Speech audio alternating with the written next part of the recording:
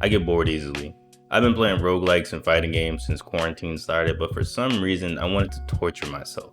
I looked through my Steam library for something to play and sorted by Metacritic score for the lowest score in my library, and was none other than Star Wars Clone Wars Republic Heroes.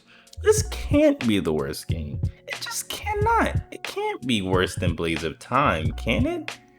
I did some digging around Metacritic, and this really is the worst rated Star Wars game ever, not including the portable games, of course.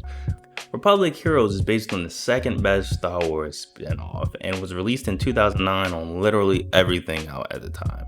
This game was canon before Disney bought it, which makes this even scarier to play. Taking place between seasons 1 and 2 of the show, the story is pretty much a couple of episodes storyboards.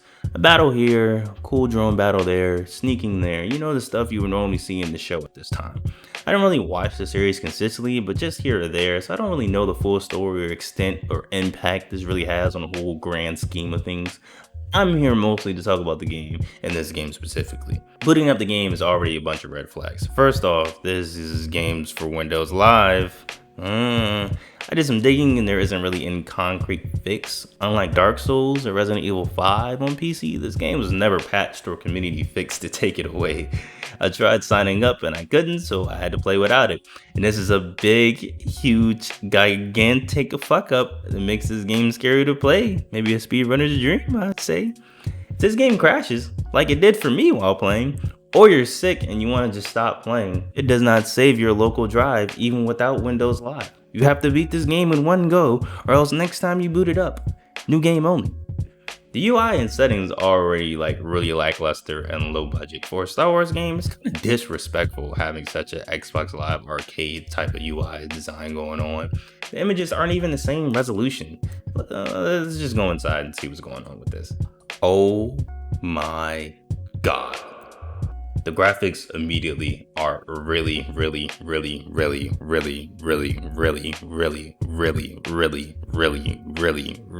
not good. There was a weird era with the games like this with the jump twitchy attacks and jump patterns and stuff. A good example is Shrek 2 and Incredibles Rise of the Underminer to understand the gist of what I'm trying to say. But unlike those games, the gameplay doesn't hold up really well.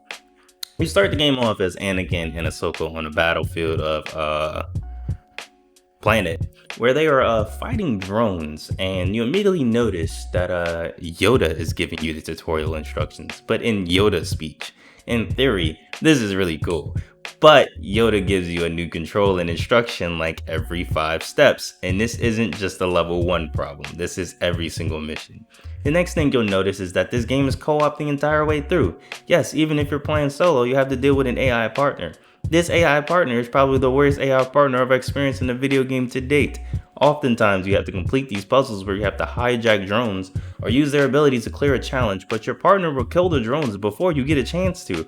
Or the fact that the camera is stuck on both of you guys, and if they move too far ahead, they won't catch up and you're stuck, often leading to you falling to your death or getting killed because you can't grab the damn thermal detonator. Let me grab the fucking detonator. The next thing you'll notice is that the platforming is really weird. There is 2 different types of platforming that I've seen in gaming. The basic Mario Sonic type of platforming where you jump and have enough space to land and continue.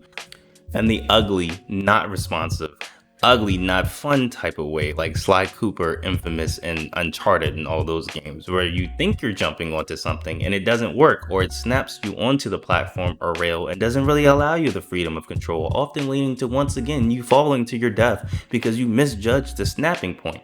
Take a wild guess of which one this game uses. After that, you finally get some fighting experience. It's weird because most of the drones die in one hit anyway, but the range of your lightsaber is really short and makes it hard to really chain together a combo of sorts. At this point, they don't give you dodge or a block button until 4 missions in, which is really weird to me.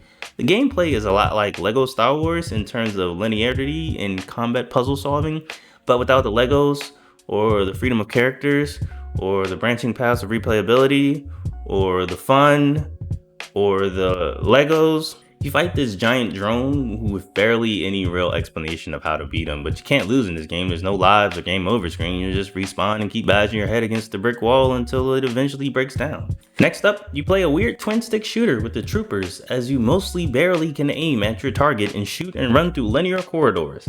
These missions honestly seem the coolest, but overstay their welcome and don't stay at all at the same time. It's a weird double entendre.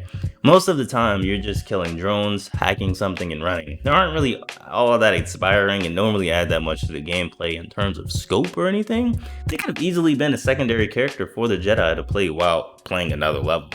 It's pretty much the general loop of the game, switching between the eye-gouging Jedi stages and the snooze-fest Stormtrooper stages. There is an upgrade system, but at level 3 I already bought all the upgrades, so I bought all the Easter egg dances, and that's honestly the only reason to play this game, because they're pretty fun. Didn't really get to experience the rest of the game because, crash and I rage quit it, after trying it again and getting 6 levels in and not being able to figure out how to do this. And I knew if I exited out, I wouldn't be able to play again. I'd have to do through all these levels for a third time, and I wasn't going to do that.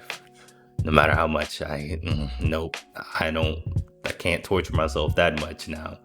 My only question after playing this game is, who was this game for? Certainly couldn't have been kids. Lego Star Wars just came out a year ago. A Clone Wars fighting game was just released. Star Wars characters were in a huge fucking Soul Calibur at the time. Their all-time great Force Unleashed just came out a couple months prior to this, and they had 2 MMOs about to come out. I don't know, bro. This just felt really shoehorned and really low budget, and I seriously don't know why this game exists. I don't at all. And it's really weird to me that this is the worst Star Wars game, because I thought it was gonna be Battlefront, like the EA Battlefront, just because of all the bullshit, but no.